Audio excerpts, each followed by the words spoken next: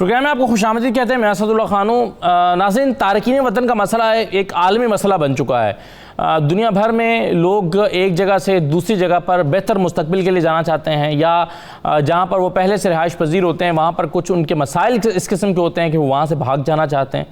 लेकिन दूसरी जगह पर जहाँ वो जाना चाहते हैं कानून उनको इजाज़त नहीं देता, वहाँ वीज़ा उनको नहीं मिलता, या बाज़ दफ़ा वसाइल इजाज़त नहीं देते। तो इसके लिए फिर वो गैर कानूनी रास्ता इख्तियार करते हैं और गैर कानूनी तरीके से दूसरे मुल्क में पहुँचते हैं। अब जब वो दूसरे मुल्क में किसी भी ज़रिए से पहुँच जाते हैं तो ज़ाहिर है कि इंसानी जान की एक अहमियत होती है, उसको न तो लौटाया जा सकता है न ही कबूल किया जा सकता है। अब इस मसले को टैकल करने के लिए कई ममालिक ने कानून साजियाँ भी की हैं, एक तरीक़ाकार भी वज़ा किया है, लेकिन इस मसले से निमट नहीं पाए। बरतानिया जो है वो भी उन्हीं ममालिक में शामिल है, उन चंद ममालिक में से है बल्कि जहाँ पर तारकीन वतन का सबसे ज़्यादा रुझान है या वहाँ पर वो जाना चाहते हैं। अब बरतानिया में हुकाम की तमाम तर कोशिशों के बावजूद रवां साल में जो है वो छोटी कश्ती के जरिए फ़्रांस से लोग आते हैं, जो चैनल अबूर करके, उनकी तादाद 6600 से तजावुज़ कर चुकी है और ये बहुत बड़ी तादाद है। अब इसके लिए जो क्या कानून साजी की गई है, किस डिबेट का आगाज़ हो चुका है और क्या हुकूमत कोशिशें कर रही है, क्या तारकीन वतन का मुस्तकबिल है, इन तमाम चीज़ों पर हम गुफ्तगू करेंगे आज के प्रोग्राम में। मेरे साथ माहिर कानून असलम शेख साहब मौजूद हैं। बहुत शुक्रिया असलम शेख साहब, खुश आमदीद। बैरिस्टर अमजद मलिक साहब मेरे साथ मौजूद हैं बरतानिया से। बैरिस्टर साहब आपको भी खुश आमदीद। और bureau chief UK Ghulam Hussain अमान साहब मौजूद हैं। गुलाम हुसैन अमान साहब बहुत शुक्रिया। सबसे पहले तो गुलाम हुसैन अमान साहब ये बताइए कि ये बार बार कोशिशों की हुकूमत की पॉलिसीज़ बनाने के तारकीन वतन की गैर कानूनी तौर पर आमद जो है वो बढ़ती जा रही है, और इस साल के जो फिगर्स अभी मैं शेयर कर रहा था वो भी हैरान कुन है। तो हुकूमत इसको टैकल करने के लिए क्या कर रही है? बहुत शुक्रिया असद। देखें, बड़ा अच्छा ये मौजू है जिसको हम आज जो है वो अपने प्रोग्राम में लेकर आए हैं। मैं आपको बताऊं कि जैसे आपने पहले बताया अपने इंट्रो के अंदर कि कोई भी शख्स जो है वो अपने जब बेहतर मुस्तकबिल की तलाश के लिए, अपनी बेहतर जिंदगी के लिए अपनी जान की परवाह ना करे तो आप ये अंदाजा लगा सकते हैं कि वो किस मुश्किल हालात के अंदर होगा जहां से वो हिजरत कर रहा है। और अब तक जो है वो अगर मुहतात तरीके से भी मैं कहूँ तो मेरा ख्याल है कि हर साल हजारों लोग जो है वो मौत के मुंह में चले जाते हैं, जिसके अंदर बहुत बड़ी तादाद ऐसी भी है जो कि कई टर्की से जो है वो दूसरे यूरोपीय मालिक में दाखिले वक्त जो है वो कभी बॉर्डर फोर्स का शिकार हो जाते हैं, कभी वो समंदर में जो है वो डूब कर जामक हो जाते हैं। तो फिर उनकी जो लाशें हैं उनका कोई वाली वारिस भी नहीं होता। और जो दूसरे मालिक जिनके अंदर पाकिस्तान भी है, बांग्लादेश भी है, भारत भी है, बहुत सारे ऐसे लोगों के जो उनके लवाहिकीन है वो यही सोच रहे होते हैं कि उनका जो बेटा है वो अच्छे मुस्तकबिल तलाश में जो है वो किसी यूरोपीय मुल्क में जा रहा है, लेकिन वो अल्लाह को प्यारा हो चुका होता है। और यूनान के अंदर तो सैकड़ों की तादाद में जो है वो हर साल इस तरह की जो है वो कहानियां किस्से देखने को मिलते हैं, इस तरह के वाकयात देखने को मिलते हैं जहां पर जो है वो बॉर्डर अबूर करते वक्त लोग जो है वो मौत के मुंह चले जाते हैं। और अनफॉर्चुनेटली इनमें जो है वो बहुत बड़ी तादाद पंजाब के एक दो शहर है मशहूर उनके लोगों की है जो कि बहुत ज्यादा सफर करते हैं। और दूसरी बात है कि जब लोग फ्रांस पहुंच जाते हैं किसी न किसी तरीके से, तो फिर फ्रांस से वो बरतानिया आना चाहते हैं। और बरतानिया और फ्रांस का जो बॉर्डर है पहले शायद इतना सख्त नहीं होता था, लेकिन ब्रेग्जिट के बाद जो है वो बहुत ज्यादा वहां पर सख्ती कर दी गई है, बहुत ज्यादा फोर्सेज डिप्लॉयड की गई हैं। लेकिन फिर भी लोग जो है वो रिस्क लेते हैं। पिछले दिनों भी 2 अफराद जो है वो जामबक हुए हैं, वो कश्ती उलट गई है, उससे गिर गए, वो गहरे पानी में चले गए हैं। उनकी किसी ने जो वहां से लाश लेने की भी जो है वो हिम्मत नहीं की, क्योंकि जो दूसरे लोग हैं उनकी ये कोशिश होती है कि किसी तरीके से वो जो है वो समुद्र के दूसरी तरफ चले जाएं। तो अभी जो होम सेक्रेटरी है प्रीति पटेल, इन्होंने बहुत ज्यादा सख्ती की हुई है और ये लोगों को हिरासत में लेकर और अभी एक नया मुआहदा करने जा रहे हैं कि हम ऐसा को मुआहदा करें कि हम ये सारे लोग जैसे आए तो उसी वक्त फ्रांस के हवाले कर दें। इस वक्त ये इसलिए मुमकिन नहीं है कि जो जिनेवा कन्वेंशन है, वियना कन्वेंशन, जिनके तहत जो है वो ज़ाहिर है रेफ्यूजीज को जो है वो अगर कोई असाइलम क्लेम कर दे तो उसकी जो है वो बात भी सुनना पड़ती है, उसको ज़ाहिर है उसको जो है वो पनाह भी देनी पड़ती है। इस वजह से जो है ये अब मसाइल बढ़ते जा रहे हैं। हर शख्स को लौटाया नहीं जा सकता कि आप बॉर्डर पे रोक दें और कहें कि वापस चले जाओ। नहीं, नहीं, यही तो वजह है ना कि इसलिए जब वो बॉर्डर क्रॉस करके आके हाथ खड़े कर देते हैं, अपना असylum कर देते हैं, तो उनको फिर उनकी बात सुननी ही पड़ती है। उसके बाद बेशक वो केस रिफ्यूज कर दें कि जी आपका केस जेन्युइन नहीं है, आप अपने मुल्क जाएं, वो एक पूरा लीगल प्रोसेस है, फिर उनको अपील का राइट मिलता है, वो सारा। तो वो इस वजह से जो है ना मसाइल बढ़ते जा रहे हैं, और लोग बच्चे, छोटे छोटे बच्चे भी लेकर जो है वो चैनल, और ये आपको बताऊं, जो छोटी कश्तियां ये बिल्कुल सेफ नहीं होती।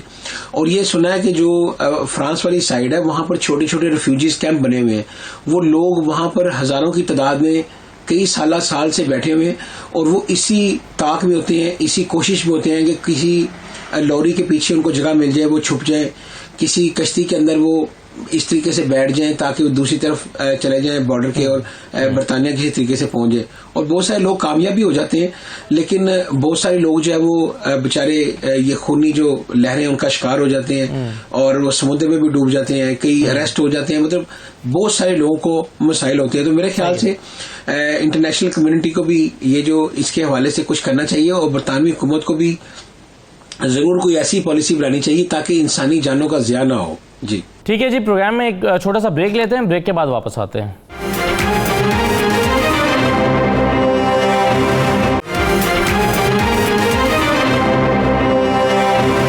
प्रोग्राम में दोबारा खुशामदीद। बैरिस्टर अमजद साहब, अब जब ये किसी न किसी तरह पहुंच जाते हैं बरतानिया और असाइलम क्लेम कर देते हैं, तो क्या कानूनी अमल वहाँ से शुरू होता है इन लोगों के लिए, और किस सूरत हाल में ये कामयाब हो जाते हैं कानूनी तौर पर वहाँ पर रहने में, और कि कौन सी ऐसी कंडीशंस होती हैं जिसमें उनको वापस भेजा जाता है, या फिर कोई मुख्तलिफ तरीका इख्तियार किया जाता है? बहुत शुक्रिया असद। बरतानिया क्योंकि दस्तखती है जिनीवा कन्वेंशन का और ह्यूमन राइट कमीशन जो ECHR है 1950 का जो कन्वेंशन है इंसानी हकूक का कमीशन, तो आपके जो शोर पे, पोर्ट पे या बाय लैंड या एयर कोई आता है और जिसको कन्वेंशन रीजन के वजह से जान का खतरा है, तो यू आर obliged कि उसको एंटरटेन करें, यानी आप उसका एप्लीकेशन उसकी गौर करें, और टाइमलाइन जो होम ऑफिस देती है कि 6 महीने के अंदर अंदर उसको इंटरव्यू करके उसका जवाब दें, जवाब के ऊपर अगर वो सेफ कंट्री से नहीं आया अपील का हक दें, और उस दौरान में जब तक उसका केस पेंडिंग है उसको मुनासिब रहाइश, मुनासिब उसका स्टाइपेंड और मेडिकल ट्रीटमेंट, ये सारी चीज़ें अगर उनके साथ फैमिली और बच्चे हैं तो उनको मुनासिब जो है तालीमी सहूलियात दें। वो बाय लॉ है कि वो तमाम केसेस जो हैं वो उस पैरामीटर पे देखे जाते हैं कि आया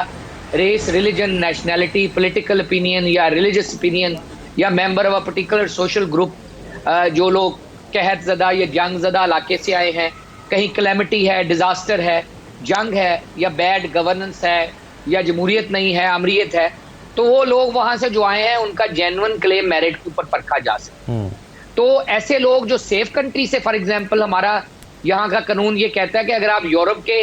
कुछ डबलिन कन्वेंशन के तहत यूरोप के 5 मुल्कों से आए हैं, तो जहाँ पहले सेफ कंट्री में आए हैं वहाँ आप असाइलम करें। तो कुछ लोग लेकिन क्योंकि बरतानिया को ही डेस्टिनेशन बनाना चाहते हैं, तो कई दफ़ा उनको उनके मुल्कों में भेजा जा सकता है कि आप वहीं पे अपना क्लेम करें जहां आप पहले उतरे थे। ठीक है, जैसे फ्रांस से आ रहे हैं तो फ्रांस में जाएं, वहीं पर रहें। फ्रांस में आए हैं या डबलिन से आए हैं या दूसरे किसी सेफ मुल्क से आए, लेकिन बरतानिया obliged है कि जो भी एप्लीकेंट दरखास्त कनिंदा यहाँ आता है और क्लेम करता है कि मेरी जान को खतरा है, मैं परसिक्यूशन का सामना कर रहा हूँ, मैं वापस नहीं जा सकता इन रीजंस की वजह से जो कन्वेंशन में दर्ज हैं, और मैं अपने मुल्क की प्रोटेक्शन अवेल नहीं करना चाहता, तो बरतानिया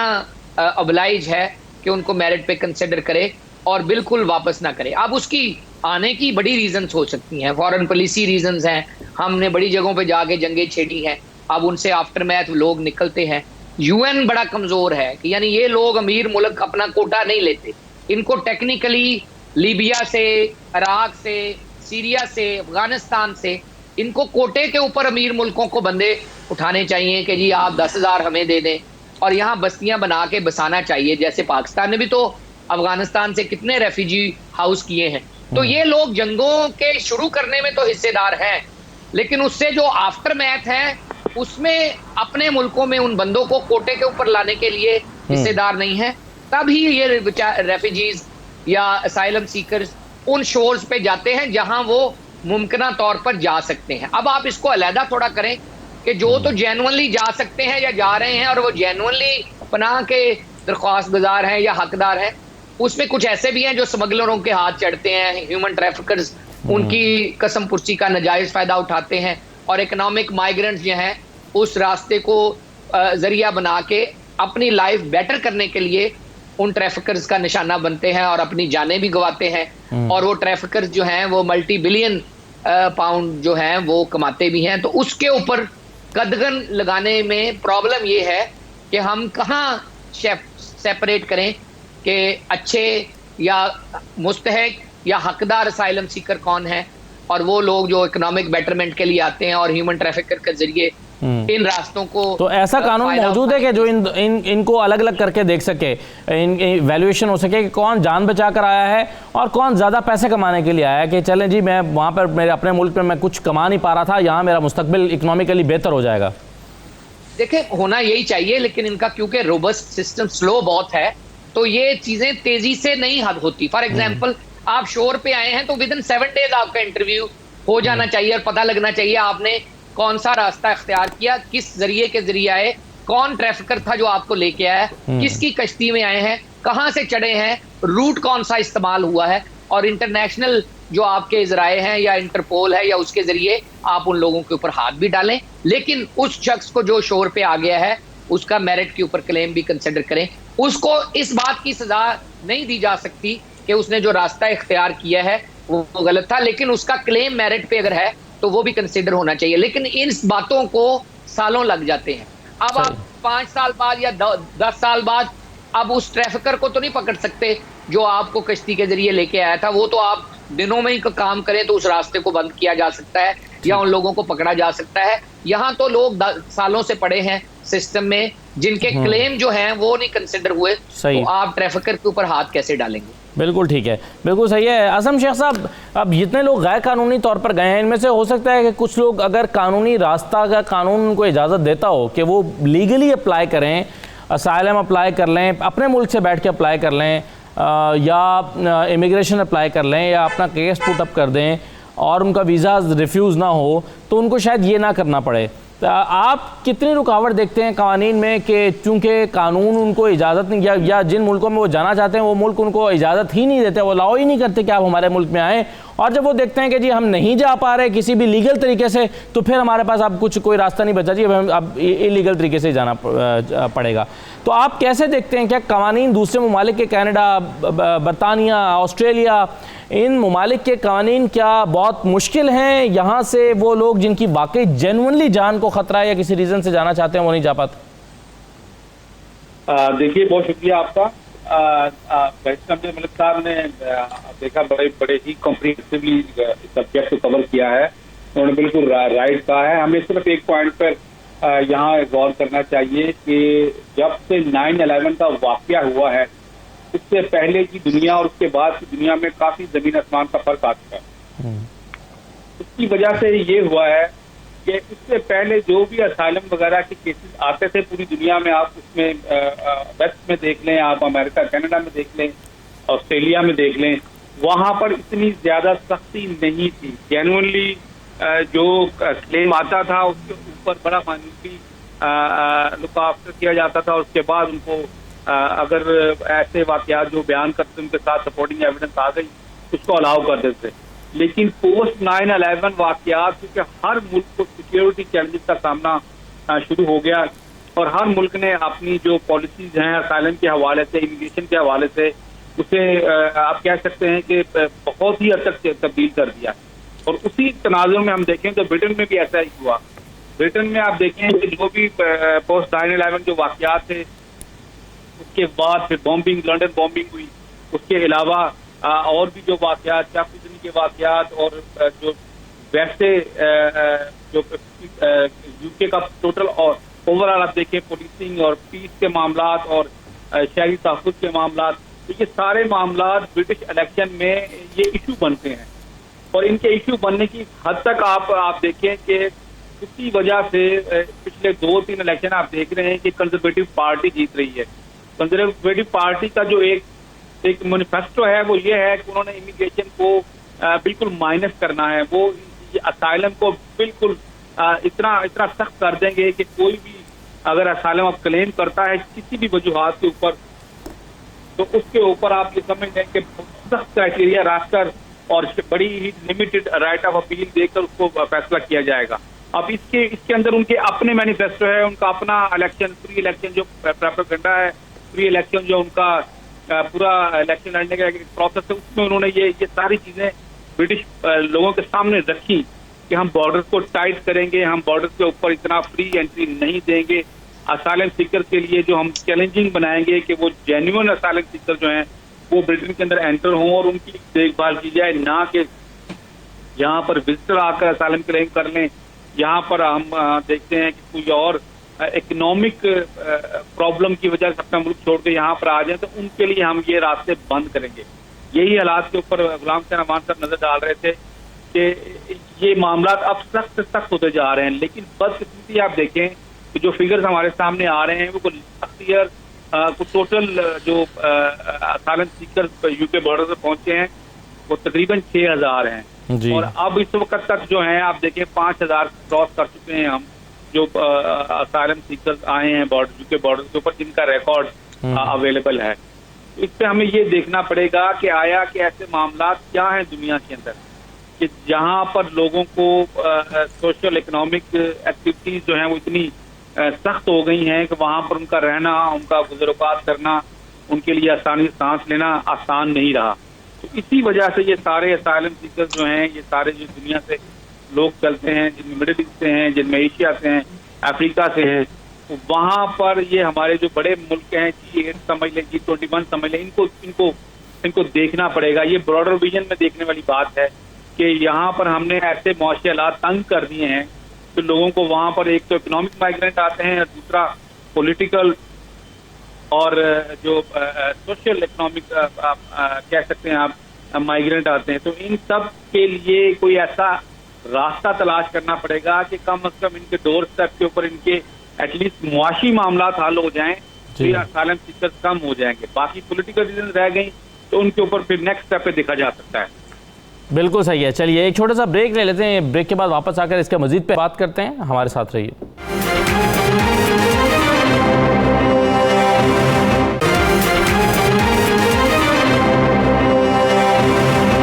दोबारा आपको खुशामद कहते हैं। गुलाम हुसैन अमान साहब भी गैर कानूनी तारकीन वतन को कानूनी स्टेटस देने के हवाले से जो ऑनलाइन पिटीशन आई उस पर 1 लाख से ज़ायद तारकीन वतन ने दस्तखत कर दिए हैं। क्या आपके ख्याल में इन तारकीन वतन को शरीयत मिल जाएगी? गवर्नमेंट इसको किस तरह से प्लान कर रही है? क्या इनके लिए नरम गोशा रखती है हुकूमत?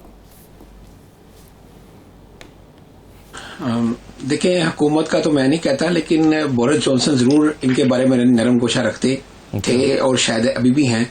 और वो कई बार कह भी चुके हैं। लेकिन जब से ये इस तरह की खबरें चल रही थी तो ज़ाहिर है ऑनलाइन पिटीशन एक जो है वो क्रिएट हुई और बरतानवी कानून के मुताबिक अगर 1 लाख से जायद लोग जो है वो किसी भी पिटीशन पर दस्तखत कर दें तो वो लाजमी तौर पर जो है वो पार्लियामेंट के अंदर ज़ेर बहस आती है। और 1,03,000 से जायद लोगों ने जो है वो इस पिटीशन पर दस्तखत किए, जिसके बाद जो है ये अब इस वक्त पार्लियामेंट के अंदर ज़ेर बहस है और ये 3-4 रोज से जो है ज़ेर बहस आई है, मंडे से शुरू हुई है ये। और इसके अंदर जो हमने देखा है जो एशियाई इलाकों वाले खास तौर पे जो MP हजरात हैं, तनवरजीत सिंह हैं, उसके अलावा सीमा मल्होत्रा हैं, वीरेंद्र शर्मा हैं और भी काफी इस तरह के जो लोग हैं वो काफी एक्टिवली इस डिबेट के अंदर हिस्सा ले रहे हैं। और चूंकि इन एरियाज के अंदर काफी बड़ी तादाद के अंदर ऐसे अनडॉक्यूमेंटेड लोग हैं और ये भी आपको बताता चलूं कि डाउनिंग स्ट्रीट और पार्लियामेंट हाउस के सामने जो है वो जो अनडॉक्यूमेंटेड लोग हैं जिनका किसी ना किसी वजह से जो है वो यहाँ पर स्टेटस जो है वो कानूनी नहीं है, उनमें कुछ असाइलम सीकर्स भी हैं और रिफ्यूजीज भी हैं और कुछ ऐसे भी हैं जिनका किसी ना किसी गलती की वजह से या किसी ना किसी कुताही की वजह से जो है वो यहाँ पर स्टे इस वक्त कानूनी नहीं है। तो बड़ी तादाद के अंदर जो है वो लोग मुजाहरा भी कर रहे हैं और यही उनका स्लोगन यही है कि नो मैन इज इलीगल। ठीक है, तो हमें जो है वो इस कंट्री के अंदर रहने का जो है ना न्यू ह्यूमन इज इलीगल, इस तरह के वो स्लोगन ले रहे हैं कि हमें इस मुल्क के अंदर जो है ना रहने का कानूनी जो है वो दिया जाए, ताकि हम यहाँ की जो मईशत है उसके अंदर किरदार अदा कर सकें, यहाँ पर हम टैक्स पेयर बन सकें। ये इस तरह के सारा, और उनको काफी सारी जो चैरिटी ऑर्गेनाइजेशन है जो कि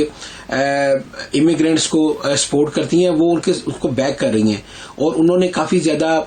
कोर्ट्स के अंदर भी जो है वो पिटीशन डाली हुई हैं। इसके अलावा होम ऑफिस को बार बार माइंडे देते हैं। बैरिस्टर अमजद मलिक साहब हैं, ये प्राइम मिनिस्टर बोरिस जॉनसन को भी खत लिख चुके हैं। इसके अलावा इससे पहले जो प्राइम मिनिस्टर थे डेविड कैमरून, उनको भी ये खत लिख चुके हैं कि और तजावीज दे चुकी हैं कि इस तरीके से जो है वो आप इनको जो है वो रेगुलाइज करके इनको लीगल स्टेटस देकर बरतानिया बहुत ज्यादा टैक्स कमा सकता है, बहुत ज्यादा। और दूसरा बात है कि जब तक आप उनको राइट टू वर्क नहीं देंगे तो वो यहाँ की टैक्स पेयर्स की मनी के ऊपर जो है वो बोझ बन रहे हैं। उनको जो है वो गवर्नमेंट को घर देना पड़ता है, फिर उनको अलाउंस देना पड़ता है फॉर लिविंग अलाउंस, तो इतना ज्यादा खर्चा गवर्नमेंट उल्टा कर रही है। लेकिन अगर इन्हीं को वो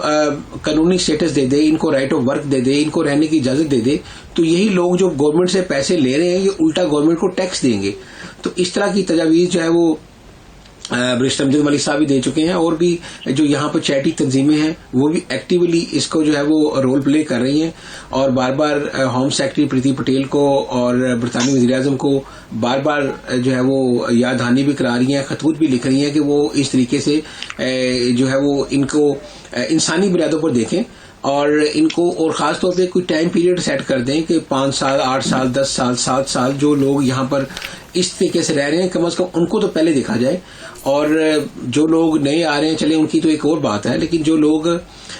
इतनी देर से इस सिस्टम के अंदर रह रहे हैं, इस सिस्टम के अंदर किसी न किसी हवाले से कंट्रीब्यूट कर रहे हैं, तो कम से कम उनको जो है वो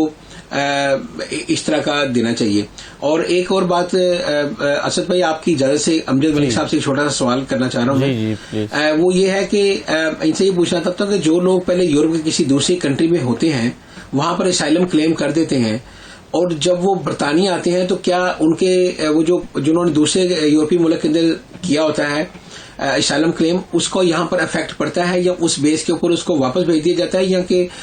यहाँ पर एज उसका फ्रेश क्लेम लिया जाता है? ये जरा जी अमजद साहब। जी बहुत शुक्रिया असद भाई। गुलाम सैन का जो सवाल है वो हमारा कुछ मुल्कों के साथ मुआहदा है डबलिन कन्वेंशन के तहत कि अगर तो वो वहाँ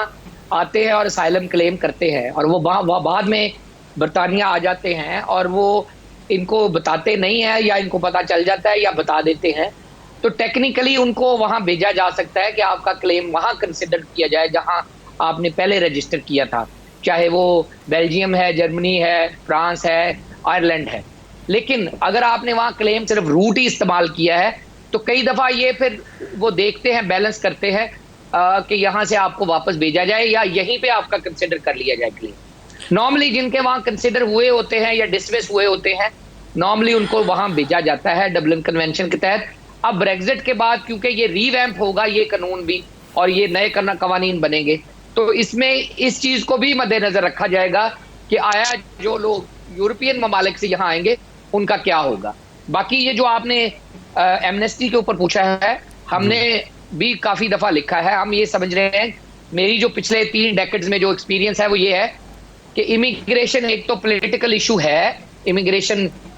जो इलेक्शंस होते हैं उसमें बाकायदा पॉलिटिकल इशू के तौर पे आता है, और close border, stricter immigration, faster firmer procedure, ये हर कोई नारा लगाता है। और ये बादियुर नजर में लगता भी है कि कंजर्वेटिव डिले करते हैं इमिग्रेशन मामलात को, और लेबर क्लेम करती है कि हम प्रो इमिग्रेशन है, हम प्रमोट करते हैं, हमने प्राइमरी पर्पस का खात्मा किया था, हमने बेहतर फैसिलिटीज दी थी। लेकिन देखने में यही आया है कि पिछले 20 सालों में इमिग्रेशन इनके हाथ में नहीं आई। फर्मर, फास्टर, फेयर सिस्टम आया नहीं है। एक कोई इमिग्रेशन पॉलिसी या एक बयान या एक कानून आया नहीं है। अभी भी लोग मुख्तलिफ पॉलिसियां मुख्तलिफ वजीर दाखिला के जरिए भुगत रहे हैं। कभी ये टेक्स्ट मैसेज के जरिए टेनेंट, इलीगल टेनेंट को ढूंढ रहे होते हैं, कभी 20,000 का जुर्माना करके इलीगल वर्किंग रोक रहे हैं। लेकिन अभी तक ये कोई लायामल नहीं बना सके कि वो लोग जो फैमिलियों के साथ क्रिमिनल कन्विक्शन जिनकी नहीं है, साफ रिकॉर्ड है, 5 साल से यहाँ रह रहे हैं, बच्चे हैं, उनको ये वापस भी नहीं भेज रहे और उनको ये वीजे भी नहीं दे रहे। अच्छा, ये फिर रास्ता खोल रहे हैं कि वो इस्तेसाल का भी शिकार होते हैं। मसलन उनके पास काम की इजाजत नहीं है तो वो क्लीनिंग, फूड और हॉस्पिटैलिटी इंडस्ट्री में काम करते हैं। लोग उनको कम पैसे देते हैं क्योंकि वो काम की इजाजत नहीं रखते, उनका इस्तेसाल होता है। दूसरा, वो इकोनॉमी में कंट्रीब्यूट नहीं करते, so they may be on benefit and they may not be fully appreciated कि वो जो अपना पोटेंशियल है उसके तहत काम कर सकें। तो वो उनका इस्तेसाल होता है। ब्लैक इकोनॉमी में रहते हैं, जेन्युइन इकोनॉमी में कंट्रीब्यूट नहीं करते। अगर उनको काम की इजाजत मिले या रहने की इजाजत मिले और ये बैकलॉग क्लियर करें और कोई साथ कपल्ड विद नई पॉलिसी भी लेके आए, तब तो बात बनती है। अकेली बैकलॉग क्लियर एमनेस्टी भी मदद नहीं देगी जब तक एक नई पॉलिसी, नया कानून तो तमाम ओवरऑल करके। तो आप क्या समझते हैं ये जो टाइम पीरियड की हम बात करते हैं कि जी 5 साल से जो मुकीम है या 8 साल से या 10 साल से, उनको बगैर पूछताछ के एमनेस्टी दे दी जाए, क्या आप इसको बेहतर समझते हैं और इसका कोई इम्कान देखते हैं बैरिस्टर साहब? तीन चीजें कहता हूँ। फॉर एग्जाम्पल, कई लोग तो बच्चों के बगैर हैं, शायद वो उनको देखना पड़े कि यह एम्प्लॉयबल है, कि क्या ये कोई एम्प्लॉयर इनको काम देता है। उनको 5 साल के ऊपर अगर वो रह रहे हैं तो सिंगल आदमी को भी काम का वीजा देना चाहिए ताकि वो टैक्स पे करे और काम का वीजा दे 5 साल का। वो जब 10 साल पूरे कर ले तो उनको इंडेफिनेट दे। जो 7 साल से यहाँ रह रहे हैं, 7 साल जो यहाँ पैदा होके बच्चा रह जाता है, उसको ह्यूमन राइट का कानून रूल 276 वैसे ही right to private and family life के तहत वीजा देता है। आप इसको बढ़ा के फैमिली के ऊपर कमिट कर दें कि 5 से 7 साल से जो एक फैमिली यूनिट के तौर पे रह रहा है, उसका रिकॉर्ड क्लियर है और वो यहाँ मुकीम है और उसको हम भेज नहीं पा रहे कन्वेंशन रीजन की वजह से, वो अपना असाइलम केस जीत भी नहीं पा रहे क्योंकि वो कन्वेंशन में नहीं आते, तो 5 से 7 साल के अरसे में एक फैमिली अगर यहाँ रह रही है तो उसको फैमिली को वीजा दे देना चाहिए। इंडिविजुअल्स को काम का वीजा दे देना चाहिए ताकि वो इकॉनमी में अगर वो एम्प्लॉयबल हैं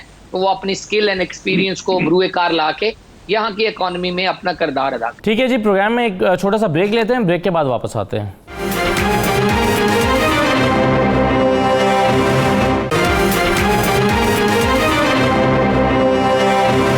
प्रोग्राम में दोबारा खुशामदीद। असलम शेख साहब, आपके ख्याल में जो हुकूमतें हैं वो इसलिए रिलक्टेंट रहती हैं इनको लीगल करने में कि इनको डिस्करेज किया जाए और ये तंग आकर जहाँ से आए खुद ही वापस चले जाएं, ना हमें इनको वापस फेंकना पड़े, ना वापस इनको भेजना पड़े, या अगर जिनेवा कन्वेंशन के साथ कुछ पाबंदियां हैं तो हम उसकी आड़ में भी ना आएँ और इनको लीगल ना किया जाए, मुस्तकिल सकूनत ना इख्तियार करें, इनको इतना डिस्करेज किया जाए, इनको एम्प्लॉयमेंट का मसला हो, इनको पैसे कमाने का मसला हो, इनका इस्तेसाल हो रहा है तो ये तंग आकर खुद वापस भेजें। आपको स्ट्रैटेजी क्या मालूम होती है? जी बिल्कुल ऐसा ये, क्योंकि ये बड़ा, जैसे पहले मैंने किया कि ये इलेक्शन का बहुत बड़ा स्लोगन होता है, हर पार्टी को फॉर और अगेंस्ट इस्तेमाल करती है। तो मौजूदा सूरत हाल में मुझे नहीं नजर आ रहा कि बोरिस जॉनसन साहब किसी भी मौके के ऊपर ऐसी जो नजदीक को प्रूव करेंगे, क्योंकि ये हमें याद रखना चाहिए कि ये उनका फर्स्ट टेन्योर है, वो उन्होंने सेकंड टेन्योर और थर्ड टेन्योर के लिए भी शायद ख्वाहिशमंद हो, तो वो कभी भी नहीं ये चाहेंगे वो ऐसी कोई एमनेस्टी लेकर आए जिसकी वजह से उनके वोटर खराब हो, क्योंकि वोटर्स को वो ये झांसा देकर आए हैं, ये पूरे रेकॉर्ड में बात मौजूद है कि उन्होंने बॉर्डर को क्लोज करना है, इसीलिए उन्होंने बड़े चुनकर एक ऐसी खातून को आप समझ लें कि लगाया है जिनकी किसी भी स्टेटमेंट में आप ये नहीं देख सकते कि उन्होंने कोई गैप दिया है इस मामले के ऊपर कि वो ह्यूमन राइट्स कानून को जो है वो अप्रूव करेंगी और इमिग्रेशन या असाइलम की किसी पॉलिसी के ऊपर कोई नरमी दिखाएंगी। अभी तक उन्होंने कुछ भी ऐसी बात नहीं की, बल्कि उनकी मिमिक्री बन रही है बार बार अखबारात में और दूसरी जगह पर, और बिजनेस फोरम के ऊपर उनकी बातें आ रही हैं कि वो डे बाय डे इसको टाइटन करने के लिए रास्ते निकाल रही हैं और जो कानून में सुकून रह गए हैं या कानून के अंदर जो रास्ता है उनको सख्त कर रही हैं। तो ये बिल्कुल दुरुस्त बात है, जैसे अब्दुल मलिक साहब ने फरमाया कि 5 साल और 7 साल वाली, अगर आप बच्चे को 5 साल तकरीबन 7 ईयर के बाद आप ये कंसिडर करते हैं कि वो यहाँ पर रहने का मजाज है क्योंकि वो यहाँ पैदा हुआ और यहाँ पर 7 साल एजुकेशन में गुजारे हैं, ब्रिटिश लाइफ से वो कन्वर्जेंट हो गया है, वापस जाना उसका किसी और कंट्री में मुश्किल है, तो क्यों नहीं ये पूरे फैमिली यूनिट के उस हवाले से पॉलिसी को लेके आते। लेकिन प्रॉब्लम फिर वही है कि जो ये कानून के ऊपर आएगा वो उसको फिर नेक्स्ट इलेक्शन में उसकी सजा भुगतनी पड़ेगी, क्योंकि वाइट वोटर जो है यहाँ पर, ब्रिटिश वोटर जो है वो बड़ा सख्त है इस मामले में। वो उन्होंने ये सारा ब्रेक्जिट का इशू रेज करके और उन्होंने सक्सेस हासिल की और यूरोप से अलग किया तो और अब वो यहाँ पर कैसे इलेक्शन हो, कैसे थोड़ी सी गर्मी दिखाएं, ये बड़ा मुश्किल नजर आ रहा है। दूसरी तरफ हम देखें, जैसे आपने कहा कि ये पॉलिसी इस वक्त करंटली जो पॉलिसी चल रही है वो तकरीबन 20 साल की है। जब आप 20 साल मुल्क में रहते हैं और आपका कोई ऐसा रिकॉर्ड क्रिमिनल नहीं है और कोई ऐसी वायलेशन नहीं है, तो उसके बाद वो आपकी एप्लीकेशन कंसिडर कर सकते हैं फॉर परमानेंट रेजिडेंसी। लेकिन ये 20 साल का अरसा आप समझ सकते हैं कि बहुत ज्यादा है। किसी भी मेजॉरिटी एज में देखें तो वो 18 साल की एज है, बच्चों के लिए 12 साल की एज है। लेकिन अगर आप असाइलम के कानून में आते हैं और ह्यूमन राइट डिस्क्रिप्शन लीव पर आते हैं तो 20 साल का टाइम रखा गया है, जो किसी भी लिहाज से फेयर नहीं है। हमारे बहुत से ऐसे केसेस जिनमें हमने देखा है कि लोग जो है वो, जैसे आपने क्वेश्चन के आगाज में कहा कि उनको मायूस करना असल मकसद है, तो वो मायूस होकर लोग जो है वो डेफिनेटली अपना आप कह सकते हैं एम्प्लॉयर के हाथों इस्तेसाल से मजबूर हो जाते हैं या फिर वापस अपने मुल्कों को जाते हैं और वो ही खतरा मोल लेते हैं जिसकी वजह से वो वहां से भागे थे या किसी और एक्टिविटीज में इन्वॉल्व हो जाते हैं जो आप कह सकते हैं कि वो उनके इंसानी हकूक के खिलाफ है, जिनेवा कन्वेंशन के खिलाफ है और अदरवाइज फेयर पॉलिसी नहीं है। तो इसके ऊपर गवर्नमेंट को लाजमी देखना चाहिए। इसमें जो कलीदी किरदार है, मैं यहाँ पर चलता चलूँ, वो बेसिकली हमारे जो वोटर से जो यहाँ पर काउंसिलर मुंतखब हुए हैं, जो MP मुंतखब हुए हैं, जो हाउस ऑफ लॉर्ड्स में बैठे हुए हैं हमारे उनका काम है और आगे पार्लियामेंट के अंदर इसको संजीदा इशू के तौर पर लें, as serious human right violation लें और बाकी मामला में देखें। जैसे के दौरान कहा गया कि उनको टैक्स नेट में लेकर आए, आर्जी तौर पर लेकर आए, परमानेंट लेकर आए। लेकिन अगर वो ऐसा नहीं करेंगे तो यकीन जाने कि ये बिल्कुल आप ह्यूमन ट्रैफिकर्स को फराहम कर रहे हैं कि वो यहाँ पर अपना जो है आप कह सकते हैं यहाँ पर लोगों को ट्रैफिक कर रहे हैं और उनका यहाँ पर इस्तेमाल हो रहा है। तो ये सब जेल बढ़ती जा रही है, बजाय इसके जो कुछ फ्यूचर नजर आए जो भी बंदा यहाँ पर आ रहा है। इसमें आप सारे फिगर के अलावा आप देखें कि इमिग्रेंट्स के लिए मुसीबत बनती जा रही है। हमने पिछले अपने कुछ प्रोग्राम किया कि यहाँ पर जो इमिग्रेशन है वो इस हद तक बढ़ती जा रही है। एवरी ईयर आप 10 से 15 और 20% उसको बढ़ा रहे हैं। तो जो लीगल इमिग्रेंट्स है उनके लिए मसला बनता जा रहा है, जिसके 2-4 बच्चे हैं और उनको 8 से 10 हजार पाउंड सिर्फ एक्सटेंशन के लिए अपनी फीस जमा करनी है, तो ये उनके लिए नामुमकिन होता जा रहा है। वो एक कमरे के फ्लैट में रह रहे हैं, वो आप कह लें कि खाना एक वक्त का छोड़ रहे हैं, वो अपने बाकी जो जिंदगी है उसको कट बिल्कुल सही है सर। लेकिन एक और इसमें सवाल पैदा होता है ना असलम शेख साहब, वो ये है, और मैं चाहूँगा कि गुलाम हुसैन अमान साहब इसकी बेहतर मंजरकशी कर सकते हैं कि जब आपको मुआशी मसाइल का सामना होता है गुलाम हुसैन साहब, तो फिर आप मुतबादल रास्ते तलाश करते हैं, उसमें फिर जराइम भी आते हैं, फिर आप इलीगल तरीके से मनी हासिल करने की कोशिश करते हैं। तो क्या इस तरह की कोई ऑब्जर्वेशन सामने आई है कि जराइम में इजाफा हुआ हो और उसमें ये जो लोग गैर कानूनी तौर पर आए हैं वो लोग जराइम में मुलव्वस हों, उनका डेटा कोई इकट्ठा किया गया हो? देखिए असद, एक तो ये जो अनडॉक्यूमेंटेड लोग हैं ये ज्यादा इनका रिकॉर्ड नहीं होता और ऑनेस्टली बात तो यही है कि ये तो चूंकि अनडॉक्यूमेंटेड होते हैं तो ये तो डरते रहते हैं किसी ऐसी इन्वॉल्वमेंट में जिनमें पुलिस इन्वॉल्व हो या जिसमें कोई इमिग्रेशन या कोई दूसरा अदारा जो हो। तो मेरा ख्याल है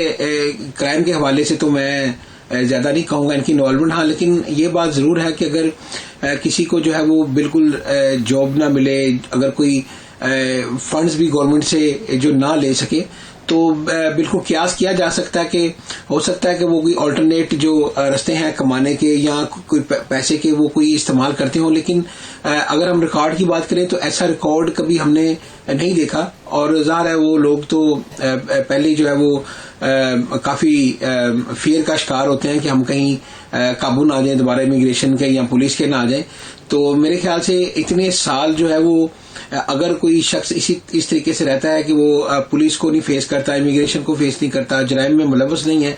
तो मेरा ख्याल है इतने साल वैसे रह के तो इंसान वैसे ही मैं कहूँगा मेंटली और ज़हनी तौर पर शरीफ हो जाता है।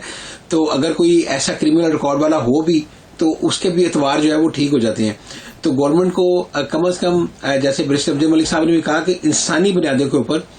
ऐसे लोग जो कि बरतानिया के अंदर किसी जराइम में मुलव्वस नहीं, जिनका कोई रिकॉर्ड नहीं, और उनको जो है वो लाजमी तौर पर कंसीडर करना चाहिए। उनके लिए जरूर ऐसी किसी स्कीम को जो है वो किसी स्कीम जो है वो अनाउंस करनी चाहिए ऐसी कि उनको ताकि कुछ रिलीफ मिले और ताकि बरतानिया के साथ साथ बरतानिया में भी कंट्रीब्यूशन कर सकें। और दूसरा ये है कि यहाँ पर जो टैक्स पेयर की मनी है उसके ऊपर बर्डन भी कम हो। अब चूंकि गवर्नमेंट जो है वो कोविड के बाद इतने ज्यादा गवर्नमेंट ने भी अखराजात कर लिए हैं, बरतानी मौशे जो है वो दबाव का शिकार है, तो इन्हें एक्सपेंस कम करने चाहिए। और एक्सपेंस कम करने का यही तरीका है कि जो लाखों अफराद और फैमिलीज भी उसके अंदर शामिल हैं जो कि टैक्स पेयर की मनी किसी न किसी मद में ले रही हैं, चाहे वो हाउसिंग है, चाहे वो बेनिफिट्स हैं, चाहे वो फूड की मद में वोचर्स लेते हैं, तो उसको रिड्यूस करने का सबसे आसान और बेहतर तरीका यही है कि मेरिट के ऊपर जिन लोगों को इतने साल यहाँ पर हो गए हैं और वो किसी जराइम में मुलव्वस नहीं है, उनके लिए कम से कम कोई ऐसी अगर अनाउंस नहीं स्कीम करनी तो जिनके केसेस पेंडिंग हैं उनको कुछ रिलीफ करके जो है वो उनके केसेस निपटाए जाएं। और ताकि उसके बाद जब उनको राइट ऑफ वर्क भी मिल जाएगा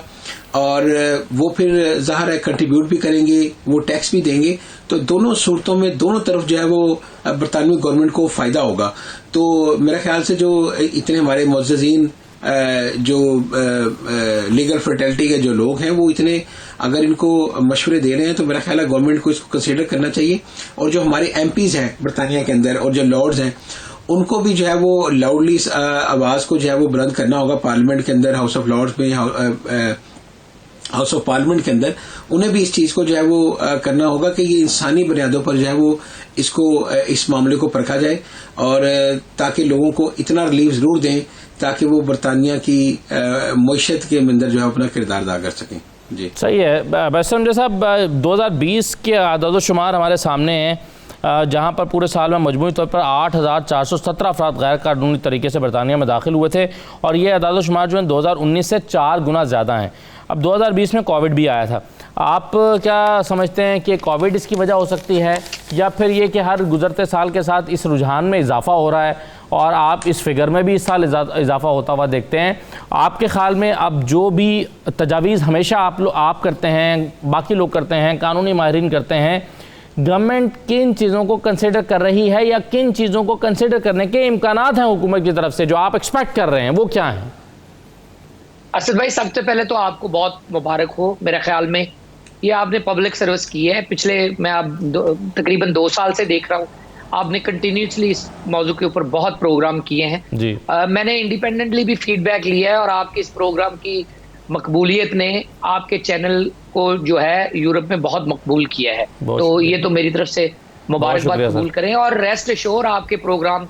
जो इस तरह के प्रोग्राम पॉलिसी लेवल के होते हैं उनको ट्रांसलेट करके बाकायदा पेश किया जाता है, समरीज दी जाती हैं कि ये तजावीज़ आ रही हैं कम्युनिटी की जानिब से, तो ये it become part and parcel of the decision making. जो आप बात कर रहे हैं, मेरे ख्याल में जब तक इसका कोई लॉ का ऑडिट नहीं होगा, मुझे भी 30 साल हो गए देखते हुए, एमनेस्टी पे एमनेस्टियां तो आ रही हैं, कानून पे कानून तो आ रहा है, लेकिन ये नहीं देखा जा रहा ऑडिट के जरिए कि पिछला कानून फेल क्यों हुआ, नवा कानून क्यों लेके आ रहे हैं, पिछली एमनेस्टी का क्या फायदा हुआ, नई का क्या फायदा होगा। दूसरा, को कानून जामे नहीं है। मसलन आप अगर 1971 से देखें तो 2020 तक आपको लगेगा कि एवरी 5-6 ईयर्स नया कानून आ गया, पिछला रिडंडेंट कर दिया और नया चल पड़ा। अभी तक ये नहीं पता चला कि एक कॉम्पैक्ट इमिग्रेशन एक्ट 1971 के बाद क्यों नहीं बनाया जा सकता जो तमाम चीजों का अहाता करे। Brexit is a good opportunity कि उसको बनाया जाए। एमनेस्टी अच्छी चीज है, वर्क परमिशन अच्छी चीज है, लेकिन जब तक आप क्रैक डाउन नहीं करेंगे स्मगलर्स को, सजाएं नहीं देंगे, लोगों को पता नहीं चलेगा कि ये बोट पे लाने वाला जो बोट पे लेके आएगा, बोट वाले को जरूर पकड़े, सजा दे,